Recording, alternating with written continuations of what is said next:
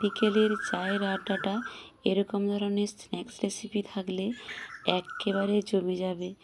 এই স্ন্যাক্স রেসিপিটি জানতে হলে অবশ্যই আমার ভিডিওটি দেখতে হবে। চলুন তাহলে ভিডিওটা শুরু করি। নমস্কার, অন্বেষা ঘোড়াই কুকিংয়ে আবার একটি দারুণ স্বাদের ভিডিওতে স্বাগত জানাচ্ছি। আজকে আমি একদমই নতুন ধরনের একটি বিকেলের স্ন্যাক্স রেসিপি নিয়ে হাজির হয়েছি। আশা করছি ভিডিওটি ভালো লাগবে, তাই শুরু থেকে শেষ পর্যন্ত দেখার অনুরোধ রইল। আর নতুন বন্ধু হয়ে থাকলে বলবো প্লিজ পুরো ভিডিওটা দেখো। যদি ভিডিওটি ভালো লেগে থাকে একটা লাইক করো আমাকে এগিয়ে নিয়ে যাওয়ার জন্য, আর সাবস্ক্রাইব করে পাশে থেকো এরকম বিভিন্ন ধরনের নিত্য নতুন রেসিপি পাওয়ার জন্য। চলুন তাহলে ভিডিওটা শুরু করি। আগে দেখাই কি কি নিয়েছি আপনাদেরকে। আমি বানাবো স্প্রিং পটাটো সমোসা। তার জন্য ময়দা নিয়েছি, কালো জিরে, তেল, লবণ আর চিনি। আর কিছুই বিশেষ না। প্রথমে আমি চিনিটাকে জল দিয়ে ভিজিয়ে দিলাম। এবার আমি ময়দাটাকে থালায় ঢেলে দিলাম। 200 গ্রামের মতো ময়দা, তাতে স্বাদ মতো লবণ দিয়ে দিলাম, কালো জিরে দিয়ে দিলাম, দিয়ে শুকনো ময়দার সাথে সব কিছু উপকরণ মিশিয়ে দিলাম।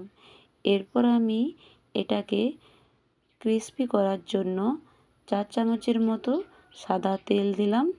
দিয়ে হাত দিয়ে ভালো করে ময়দার সাথে ওটাকে মিশিয়ে নিতে হবে। তারপর অল্প অল্প জল দিয়ে একটা সুন্দর ডো তৈরি করতে হবে। একবারে বেশি করে জল দিলে পাতলাও কিংবা যাই হোক শক্ত হতে পারে। তো এটা আমি ডো তৈরি করে ঢাকনা দিয়ে ঢেকে দিলাম। অন্যদিকে কড়াইতে তেল দিয়ে পুর বানানোর জন্য প্রথমে আমি কিছু বাদাম দিয়েছি। ওই বাদামটাকে আমি ভেজে তুলে নিলাম।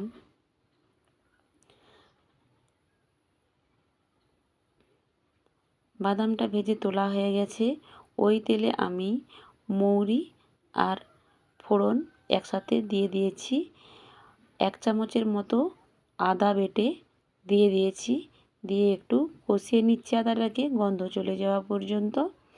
তারপর ধনে জিরে পাউডার একসাথে 1 চামচ দিলাম, হলুদ গুঁড়ো দিলাম, লঙ্কার গুঁড়ো দিলাম। সব কিছু দিয়ে ভালো করে মশলাটাকে একটু নাড়াচাড়া করে নিচ্ছি। মশলাটা নাড়াচাড়া হয়ে গেছে। সেদ্ধ করা আলু আমি 3টে বড় সাইজের আলু হাত দিয়ে ম্যাশ করে ওই মশলার মধ্যে দিয়ে দিলাম। দিয়ে একটুক্ষণ নাড়াচাড়া করে নিচ্ছি। তারপর ওই ভেজে রাখা বাদামটা দিয়ে দিলাম। পরিমাণ মতো লবণ দিয়ে দিলাম আর কেশরি মেথি দিয়ে দিলাম। ধনেপাতা থাকলে আপনারা অবশ্যই ধনেপাতা ব্যবহার করবেন।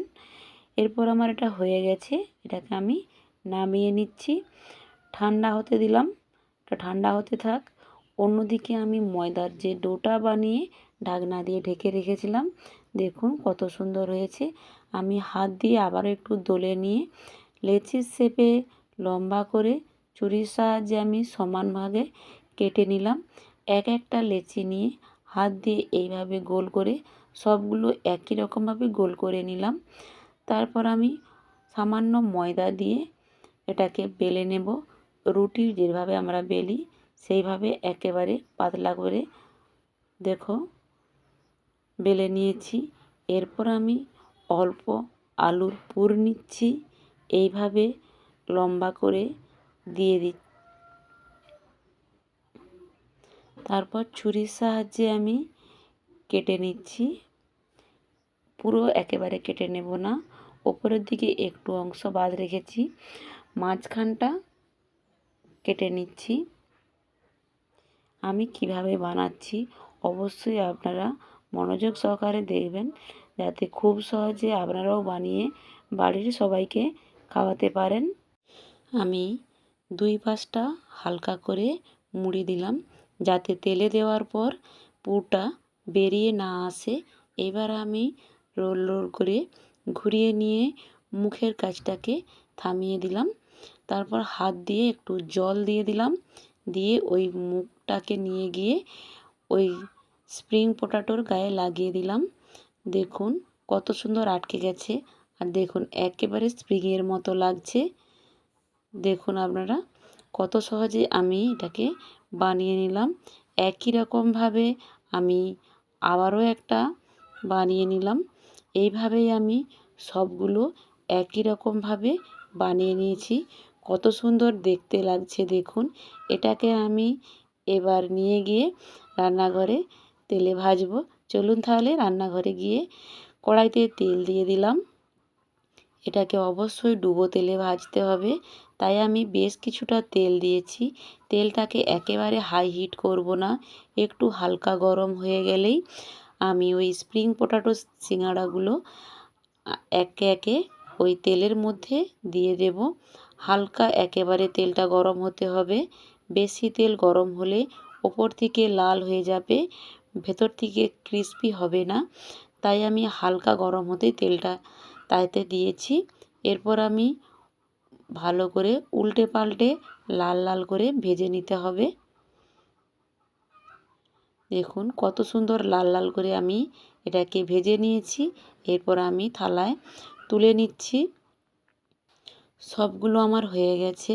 আমি এক এক করে সবগুলোকেই নামিয়ে নিচ্ছি তেল থেকে। দেখতে কত সুন্দর লাগছে দেখুন, একেবারে স্প্রিংয়ের মতো। আমি টমেটো সসের সাথে পরিবেশন করছি, আপনারা চাইলে চায়ের সাথেও পরিবেশন করতে পারেন।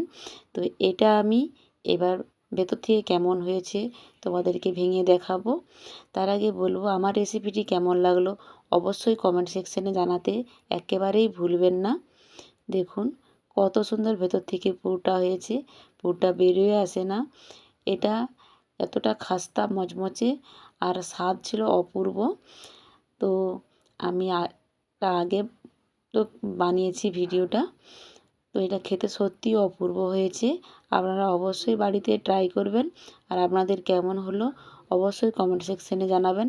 সবাই ভালো থাকুন, সুস্থ থাকুন, দেখা হবে আবার নতুন কোনো ভিডিওতে। টাটা।